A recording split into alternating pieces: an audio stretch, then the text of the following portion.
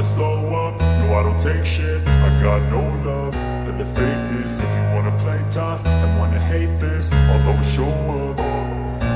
I don't ever slow up, no I don't take shit. I got no love for the fakeness. If you wanna play tough and wanna hate this, I'll always show up and make a statement. I don't ever slow up, no I don't take shit. I got no love for the fakeness. If you wanna play tough and wanna hate this, I'll always show up and make a statement. Everything I do so instinctive and so passionate. Every word I move so descriptive like an adjective. I got a vendetta against people who patented being negative when you should be getting after it. I got facts over tracks, this and that. Spitting slow, spitting fast. I could roast, I could gas. Think I'm okay at last, but I don't know if that can erase all the past. And the pettiness, a reflection of the emptiness. Hilarious, you think you're worth my time, you're delirious. Mysterious, because you hide behind a fake exterior. Inferior, you know I'll always be a bit superior. Get off of me, this ain't no humble brag. I want you to hear words, you can say them back. I want you to feel free from the chains at last, and to believe in what you got, it was built to last, yeah. हाय आर्मीज, मैं हूँ आपकी host koala. आपको welcome BTS magic shop में। ये the immortal love season 2 chapter 38 है। Chapter 37 में हम लोगों ने देखा था कि होबी अपने पास्ट के बारे में बहुत कुछ बता रहा है कि हाक्यो टेम्पल में जब वो ट्रेनी था तब ग्रैंड मास्टर ने उससे कुछ कहा था आयु के बारे में। तो अभी भी वो फ्लैशबैक कंटिन्यू है। अब हम देखते हैं आगे क्या होता है। तो फिर चलिए स्टार्ट करते हैं the immortal love season 2 chapter 38।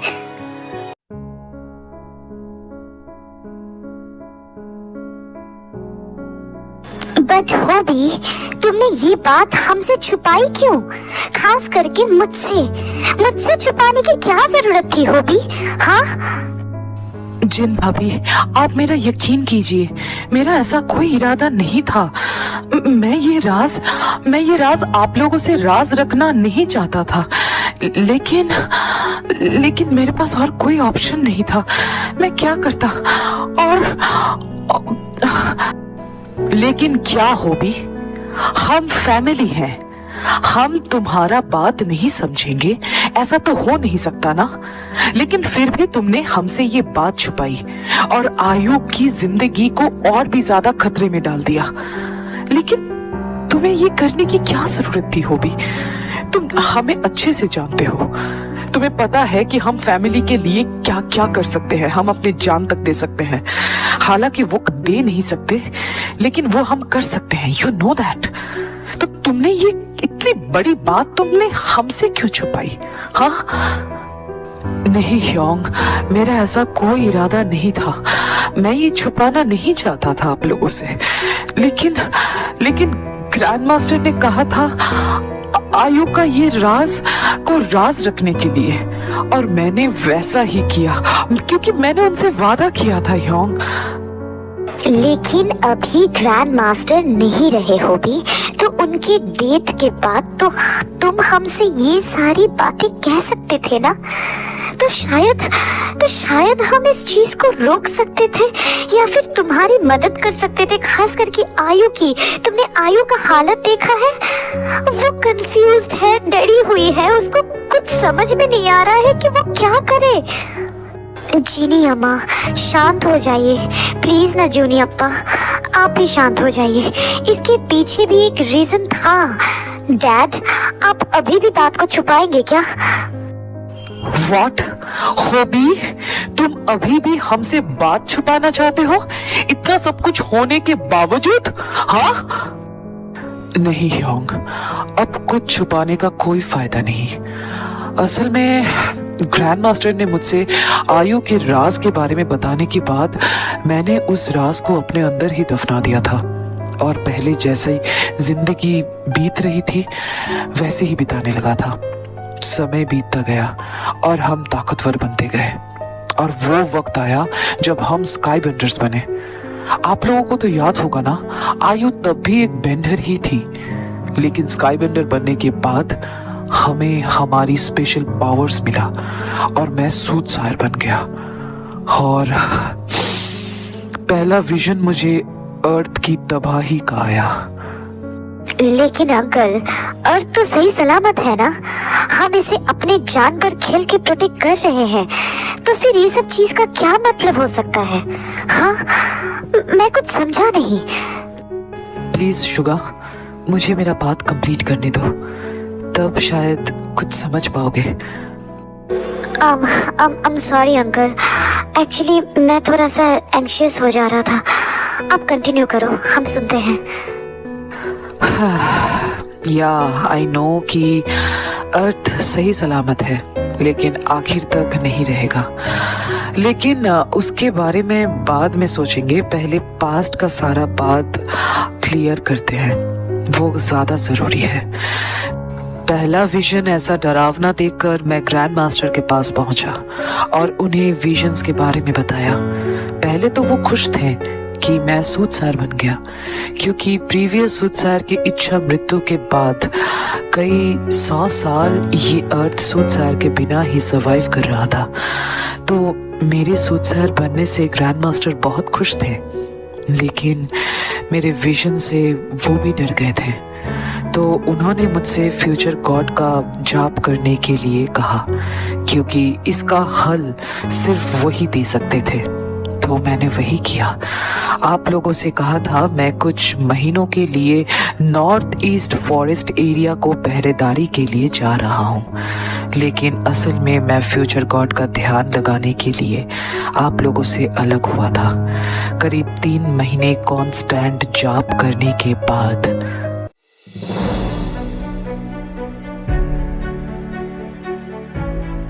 सूटसायर, अपनी आंखें खोलो। फ्यूचर गॉड, आपका आने के लिए शुक्रिया। आपको परेशान करने के लिए मैं आपसे माफी मांगता हूँ।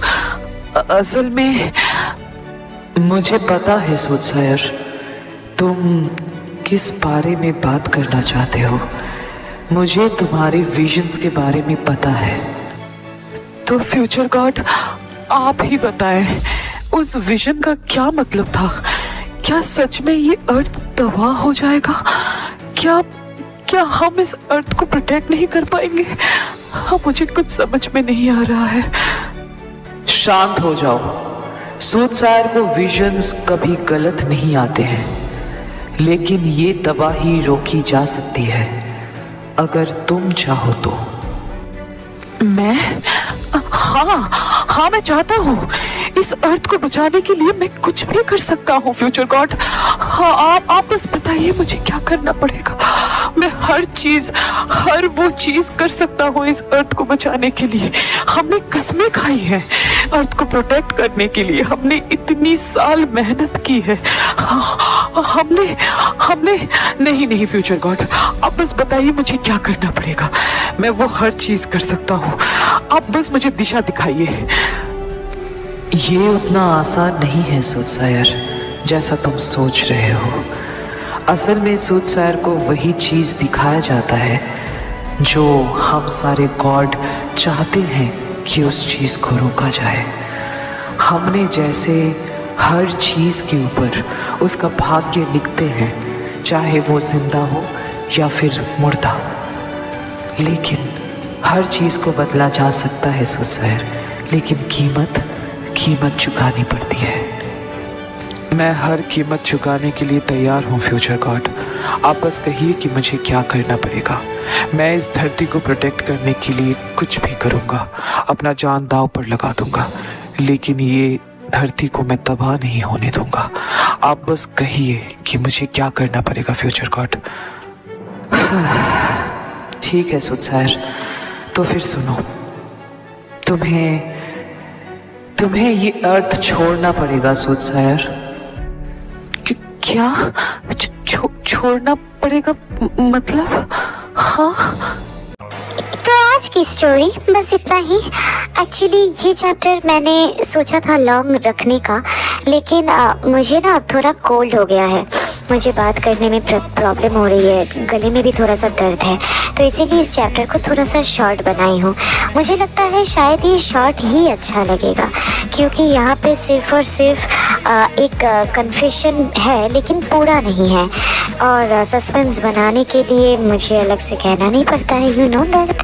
सो जो भी हो, ये शॉर्ट वाला चैप्टर एक्सेप्ट कर लेना। मैं नेक्स्ट चैप्टर थोड़ा लॉन्ग बनाने की कोशिश करूँगी, लेकिन मेरे इस कोल्ड की वजह से मुझे थोड़ा सा तकलीफ़ हो रहा है, सो इसलिए इस चैप्टर को मैं थोड़ा सा शॉर्ट रख रही हूँ। तो जो भी हो, अगर ये चैप्टर तुम लोग को अच्छी लगी है तो लाइक कर देना, अपना फेवरेट पार्ट कमेंट में बताना और सब्सक्राइब करके अपने सारे आर्मी फ्रेंड्स के साथ शेयर कर देना। और कोआला का IG अकाउंट का लिंक अबाउट सेक्शन में दिया हुआ है, प्लीज़ जाके उसे भी फॉलो कर लेना। ओके ना गाइस, तो फिर मैं मिलती हूँ नेक्स्ट चैप्टर के साथ। तब तक लव योरसेल्फ, थैंक यू, सारंगियो, bye bye guys, bye. was built to last, yeah. Now that I've been put through hell, I never got anyone's help. I had to do it all myself. I don't ever slow up, no I don't take